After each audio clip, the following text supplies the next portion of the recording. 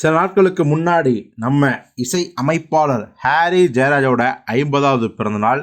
தமிழ் சினிமாவை ஏஆர் ரகுமானுக்கு பிறகு ஆட்டி வச்சதிலும் இவருடைய பங்கு அளப்பரியது. ஸோ ஏஆர் ரகுமான் ஆஸ்கர் விருது வாங்குறதுக்கு முன்னாடியே ஹாலிவுட்டுக்கு போயிட்டார், பல வருடங்களுக்கு முன்னாடியே. ஸோ அவர் தமிழ் சினிமாவில் இல்லாத குறையை இடைவெளியில் நிரப்பியவர் நம்ம ஹாரி ஜெயராஜ். இன்னும் சொல்லப்போனால் மிகப்பெரிய ஒரு ரசிகர் கூட்டத்தை வச்சிருக்கவர் தான் ஹாரி ஜெயராஜ்.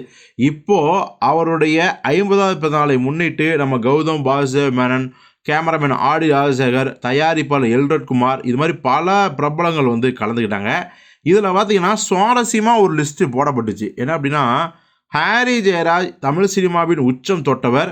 அவர் பார்த்திங்கன்னா எல்லா ஹீரோக்களுக்கும் சாங்ஸ் போட்டிருக்காரு. உதாரணத்துக்கு உலகநாயகன் கமலஹாசனுக்கு வேட்டையாடு விளையாடு, நம்ம அஜித்துக்கு என்னை எறிந்தால், விஜய்க்கு துப்பாக்கி, நண்பன் அப்படின்ட்டு, சூர்யாவுக்கு கேட்கவே தேவையில்ல 7-8 படங்கள், நம்ம சியான் விக்ரமும் கேட்கவே தேவையில்ல, ஆரம்ப காலத்தில் அவருக்கு நிறைய படங்கள் பண்ணார். உதாரணத்துக்கு சொல்லணும் அப்படின்னா சாமுராய், சாமி, அருள், அந்நியன், இது எல்லாமே ஹாரி ஜெயராஜ் மியூசிக் தான். கடைசியாக கூட பார்த்திங்கன்னா இந்த இருமுகன் கூட ஹாரிஸ் தான் மியூசிக் பண்ணியிருந்தார். சூர்யாவுக்கும் லிஸ்ட்டு போட்டால் நிறையா போகும். ஏன்னா அவருடைய காக்க காக்க, கஜினி, இது மாதிரி பல படங்கள் ஹாரி ஜெயராஜ் மியூசிக்கு. 7ஆம் அறிவு அவர் தான். ஸோ சிங்கம் 3 அவர் தான். இது மாதிரி சொல்லிட்டே போகலாம். அதுக்கப்புறம் பார்த்திங்கன்னா நம்ம சிம்புவுக்கு தொட்டி ஜெயா கேட்கவே தேவையில்லை. அப்புறம் தனுஷ்க்கு மரியான், அம்பிகாபதி, நிறையா படங்கள்னு வச்சிங்களேன். ஆனால் ஒரே ஒரு ஹீரோவுக்கு மட்டும் பார்த்திங்கன்னா இப்போ வரைக்கும் மியூசிக் ஹாரி ஜெயராஜ் பண்ணவே இல்லை. அந்த வாய்ப்பும் அவருக்கு கிடைக்கவே இல்லை. யாருன்னு நீங்களே கண்டுபிடிச்சிருப்பீங்க. வேறு யாரும் இல்லை, நம்ம சூப்பர் ஸ்டார் ரஜினிகாந்த் தான்.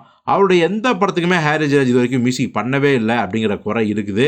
ஸோ பொறுத்திருந்து பார்ப்போம். ஒரு வேளை ஹாரி ஜெயராஜ் இசையில் சூப்பர் ஸ்டார் ரஜினிகாந்த் சாங்ஸ் பண்ணியிருந்தா வேறு லெவலில் இருந்திருக்குன்னு யாரெல்லாம் நினைக்கிறீங்க, அதை கமெண்ட்டில் சொல்லுங்கள்.